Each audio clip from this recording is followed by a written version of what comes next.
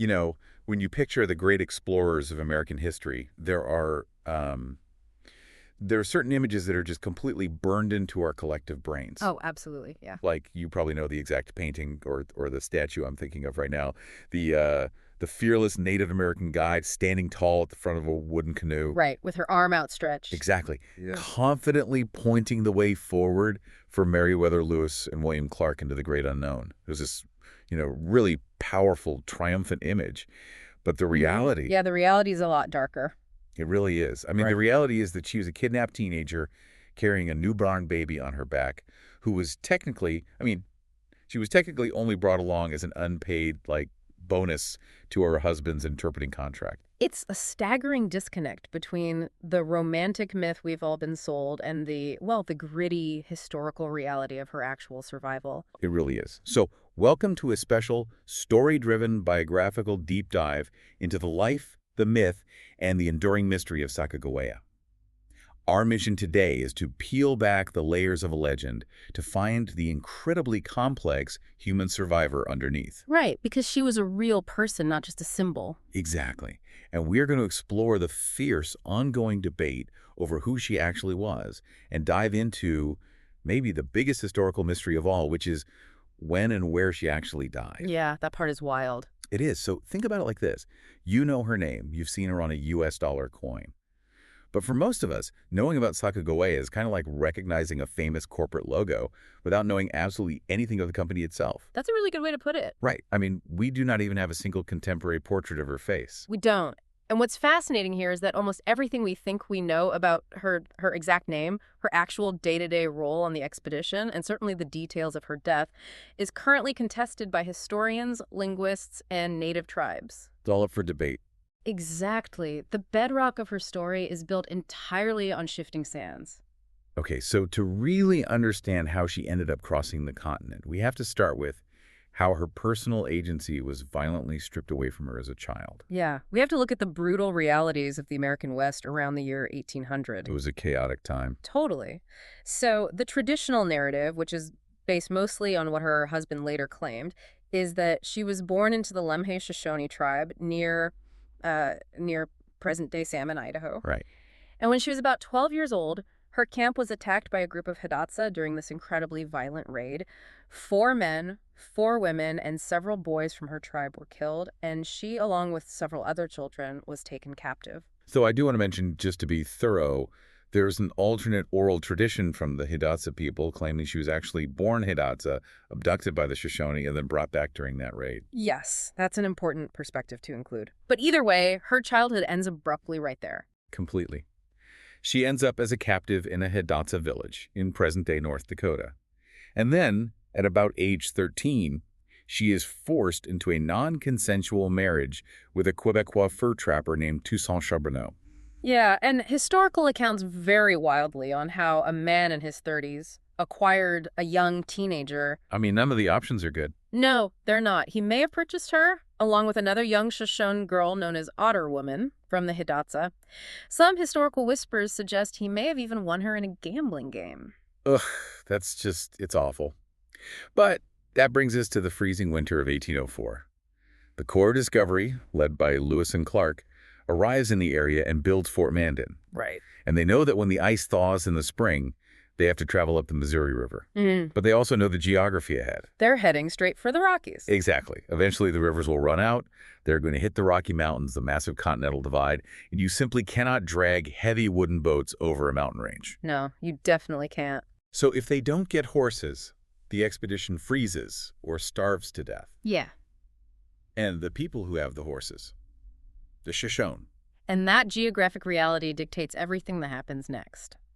Lewis and Clark hire Charbonneau strictly as an interpreter. Just him, right? Yeah, just him. In November of 1804, William Clark records in his journal that they engaged this Frenchman, specifically telling him to take one of his wives along to interpret the snake language, which was their term for Shoshone. Got it. And Sacagawea, at this time, was only about 16 years old, and she was heavily pregnant with her first child. Okay, let's unpack this. She wasn't an official member of the Corps of Discovery. She wasn't drawing a paycheck. She was basically dragged into uncharted territory as the teenage pregnant wife of a hired trapper. Yep, that's exactly right. Yet she ends up being the absolute linchpin of the whole expedition. She really does, and the stakes for her were unimaginably high. We really need to contextualize what a massive risk it was for a pregnant teenager to embark on a military expedition into the wilderness. I can't even imagine. But she quickly became an intrinsic part of the group's dynamic. I mean, Clark clearly developed a deep paternal affection for her, later giving her the nickname Janie, which was derived from military slang for girl. And that massive risk of bringing a pregnant teenager into the wilderness Yeah. paid off almost immediately, though, not in the way Lewis and Clark anticipated. Right, because first, they had to actually get through the winter. Exactly. In February 1805, she goes into a grueling labor. And the journals note that another interpreter actually administered a folk remedy to speed up the painful delivery. Oh, yeah, this part is wild. It was 2 rings of crushed rattlesnake rattles mixed in water. It sounds like a terrifying witch's brew today. It really does. Did it actually work? Well, medical historians debate how it worked, like whether the keratin in the rattle triggered some sort of biological response, or whether the sheer psychological shock of drinking snake parts spurred a placebo effect. Just the stress of it. Yeah, or, if it was just a total coincidence. But shortly after drinking it, she gave birth to her son, Jean-Baptiste Charbonneau. And the men on the expedition affectionately nicknamed the baby Pomp or Pompey. So by April, they are heading up the Missouri River, with Sacagawea carrying young Pomp on her back in an Indian cradle board. And almost immediately, she proves her worth in a crisis. Yeah, she was incredibly quick thinking. Right. In May 1805, a sudden squall hits, and one of their main boats capsizes.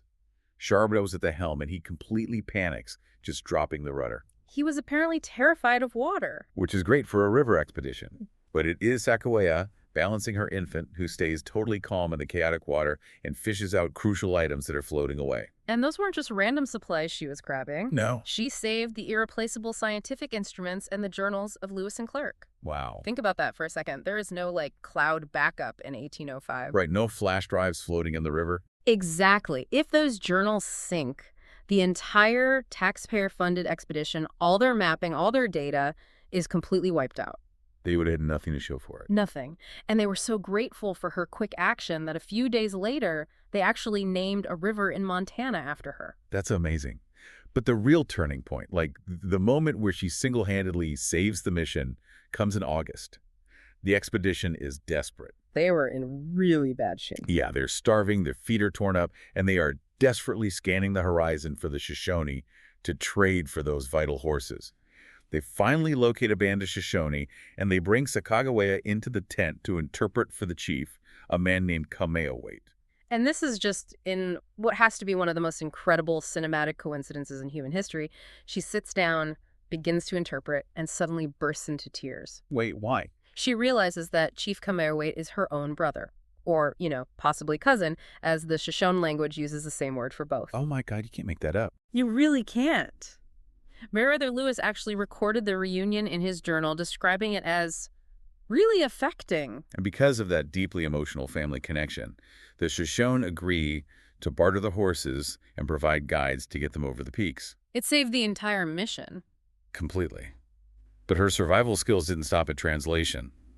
When they were descending the mountains and running out of food, she knew exactly how to forage for camas roots, processing them to keep the men from starving. She was constantly providing for them. Yeah. And then, when they finally reached the Pacific Ocean, the captains desperately wanted a specific sea otter robe as a gift for President Thomas Jefferson, but they had absolutely nothing the local tribe wanted to trade. Right, they were out of trade goods. So Sacagawea sacrificed her own personal blue beaded belt to secure the robe for them. She really gave up everything for this group, but she also demonstrated a profound sense of her own agency. Like when the whale washed up. Yes. When a massive whale carcass washed up on the beach south of Fort Clatsop, the Fen were preparing to go look at it. And Sacagawea explicitly insisted on her right to go see this, quote, monstrous fish. Good for her. Right. She basically pointed out that she had traveled all that way, suffered all those hardships, and she was absolutely not going to be left behind at the fort while the men went sightseeing. I love that. Oh. But I'm trying to put myself in the boots of the soldiers on this trip. I'm wondering how they viewed her day to day. Yeah. Because the myth paints her leading the way with a compass. But if she's foraging and translating, her real value wasn't as a GPS device. Far from it. While later artwork depicted her pointing the way, she actually only provided geographic direction in a few very specific instances, like recognizing the terrain near what is now Bozeman Pass. Right, so she wasn't a trail guide. No.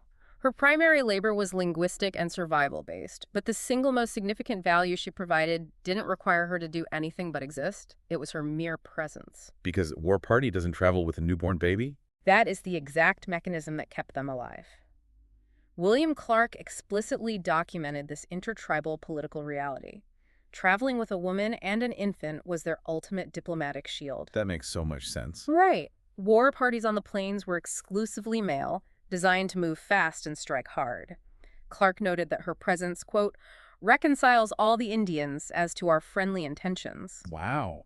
To the dozens of heavily armed tribes they encountered, a woman walking with a baby in a cradle board was a universally understood walking token of peace. That is fascinating. And because her presence was so incredibly vital to the founding mythology of the American West, her legacy has become an incredibly valuable prize. Everyone wants a piece of the story. Exactly.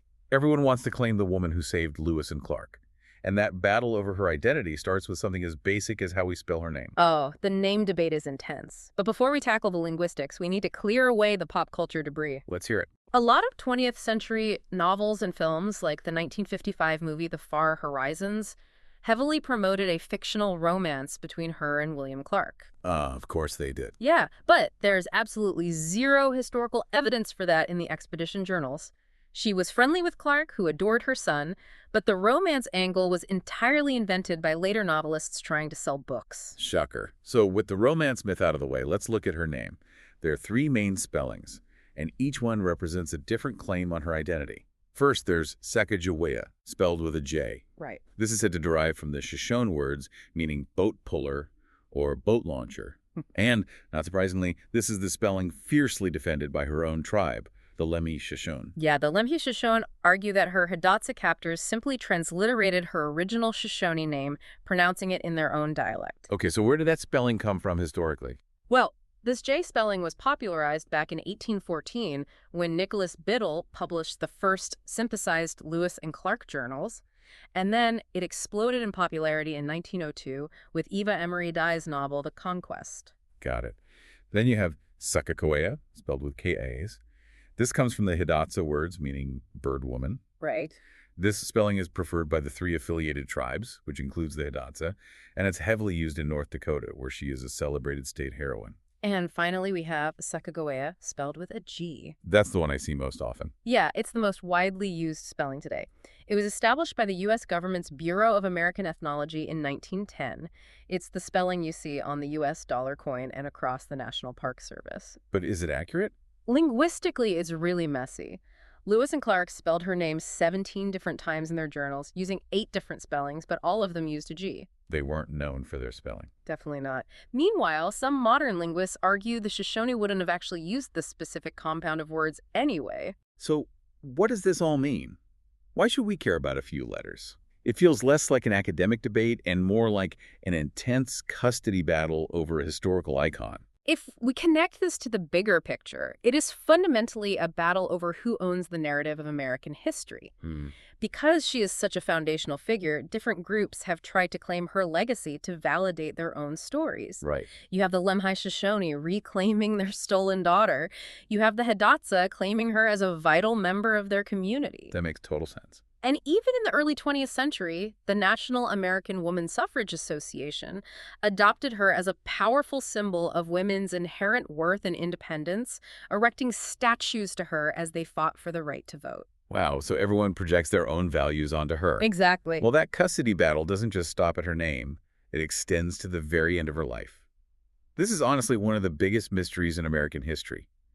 We have 3 entirely different timelines for when she died. Yeah, and the evidence for each timeline relies on totally different types of historical record keeping. The first is the accepted historical narrative, 1812. Right. The traditional story goes that after the expedition, Charbonneau and Sacagawea traveled to St. Louis at William Clark's invitation. They left young Pomp in Clark's care so he could get a formal education, and then they headed back up the Missouri River. Which is a whole other story in itself. Seriously. Yeah. But then, in 1812, at a fur trading post called Fort Lisa, a clerk named John Ledig recorded in his journal that the wife of Charbonneau, a Snake squaw, died of putrid fever. Yes. He noted she was about 25 years old and left a fine infant girl named Lizette. And to back up this 1812 date, in 1813, Missouri court records show William Clark legally adopting both young Pomp and the infant Lizette. Okay, so that seems pretty definitive. Well, for an orphan adoption to be processed in a Missouri court at that time, both parents generally had to be presumed dead. Now, Charbonneau was actually mistakenly thought to have been killed in a recent attack, though he survived. But the definitive proof seemed to be William Clark's own notes from a decade later. In his cash book, where he tracked expedition members, he wrote one word next to Sacagawea's name: dead. Here's where it gets really interesting. I'm looking at this evidence, and snake squaw is a pretty vague term. Charbonneau had other Shoshone wives, including Otter Woman. Ledig didn't actually write Sacagawea's name. Very true. And as for Clark writing dead in his cash book, that isn't a death certificate. It's just his personal assumption from hundreds of miles away. Your deduction is spot on, and modern scholarship completely agrees. That documentary evidence has massive flaws. Tell me more. Clark's cash book was notoriously inaccurate. In that exact same document, Clark confidently listed a man named Patrick Gass as dead. Let me guess, he wasn't dead. Patrick Gass was very much alive. He actually lived for another 30 years, passing away in 1870. So Clark's ledger is hardly an infallible historical record. Oh, wow, okay. So that gaping hole in the written record opens the door to the second timeline, 1869. This is the Hidatsa oral tradition. Yes. In 1923, an oral history was formally documented by an elder named Bullseye, who claimed to be Sacagawea's grandson. Okay. He testified that she was not Shoshone, but Hidatsa. He claimed that after the expedition, she left Charbonneau, had 3 more daughters, lived among the Hidatsa, and died in 1869 at the age of 82 from gunshot wounds during a Sioux raid. I was reading that there is actually modern genetic science being applied to this 1869 timeline. But how do you trace a lineage from the 1800s without exhuming bodies? It involves tracing very specific genetic markers through living populations. The Sacagawea Project Board looked at living descendants of a woman named Cedar Woman, who Bullseye claimed was Sacagawea's post-expedition daughter. Oh, that's clever. Right. Geneticists compared their DNA to living descendants of French Canadians with the surname Charbonneau. They found a statistically significant genetic link between those modern Hidatsa individuals and the Charbonneau line. It suggests an admixture that perfectly aligns with the Hidatsa narrative. Furthermore, Jean-Baptiste's own obituary in 1866 described his mother not as Shoshone, but as a half-breed of the Crow tribe, which culturally aligns much closer to the Hidatsa. That is so compelling. But then we throw a wrench into everything with the third timeline, 1884, the Shoshone tradition. Yeah, this timeline gained massive traction in the 20th century. In 1925, a Dakota Sioux physician named Dr. Charles Eastman was hired by the Bureau of Indian Affairs specifically to locate Sacagawea's remains. And what did he find? He interviewed elders and tracked down a Comanche woman who spoke of her grandmother, a Shoshone woman named Parivo, which translates to chief woman. And the details surrounding this woman, Parivo, are incredibly compelling. She allegedly spoke of taking a long journey, helping white men to the Great Water. Right. She possessed a silver Jefferson Peace Medal, the exact same kind Lewis and Clark handed out to tribal leaders. And she lived for a time with 2 sons named Basil and Baptiste who spoke French and English. The names line up perfectly. They really do. Parivo eventually returned to the Wind River Reservation in Wyoming, helped her people transition to reservation life, and died on April 9, 1884. Dr. Eastman concluded Parivo was Sacagawea. So we have 1812, 1869, 1884. The documentary evidence of the fur traders versus the oral histories and genetic tracing of the tribes. It is staggering how the life of someone so foundational to American history can just vanish into the margins, depending on who is holding the pen. It really is. But let's look at the sheer breadth of her life, no matter when it ended. She was a victim of a violent raid, traded away as a young teenager.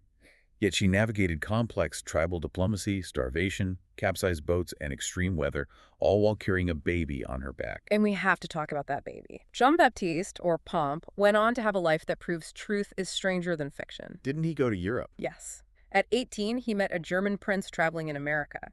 He went back to Europe with him, lived in castles among royalty for 6 years, learned 4 languages, and then returned to America to become a Western frontiersman. That is insane. He was a guide for the Mormon Battalion, a magistrate in California, a hotel clerk during the gold rush, and eventually died searching for gold in Montana at age 61. From a cradle board on the Lewis and Clark Trail to European castles and the California Gold Rush, what an unbelievable legacy. It really is. And looking back at Sacagawea's legacy, this raises an important question about the mechanics of history itself. Everything we know about what she did or said relies on a deeply flawed chain of translation. How so? Well, remember, Toussaint CharbonneauHer had a notoriously poor command of English. So, when Sacagawea spoke to a native tribe, she translated their words into Hidatsa, or French, for Charbonneau. Oh, I see where this is going. Charbonneau then translated it into French for a man named René Jussom, who then translated it into English for Lewis and Clark. It's the highest stakes game of historical telephone imaginable. Every word she supposedly said was filtered through a messy chain of men who barely understood each other while their survival hung in the balance. Exactly. Her true voice was buried under layers of male interpretation from the very first journal entry. Trying to understand her through Lewis and Clark's journals is like trying to read a blurry 200-year-old receipt. Which leaves us with a final thought for you to mull over. The next time you hold a Sacagawea dollar coin, take a close look at the face stamped onto the metal. Yeah, take a really close look. Because we have no idea what she actually looked like, the U.S. Mint had to hire a modern Shoshone Bannock woman named Randy L. Hido Teton to act as the model. It is incredibly fitting. It really is the perfect metaphor. For 200 years, we have quite literally projected our own ideas, our own faces, and our own agendas onto her. We see the fearless, compass-wielding guide we want to see, not the kidnapped teenage mother surviving unimaginable odds. Right. It really makes you wonder, what might our history books look like if the teenagers, the mothers, and the captives who actually shaped the world were the ones holding the pens? Remember, always keep questioning the stories you've been told, especially the ones that seem the most familiar. Because behind the pristine myth of the fearless guide pointing the way, there is always a much deeper, much more human story waiting to be uncovered.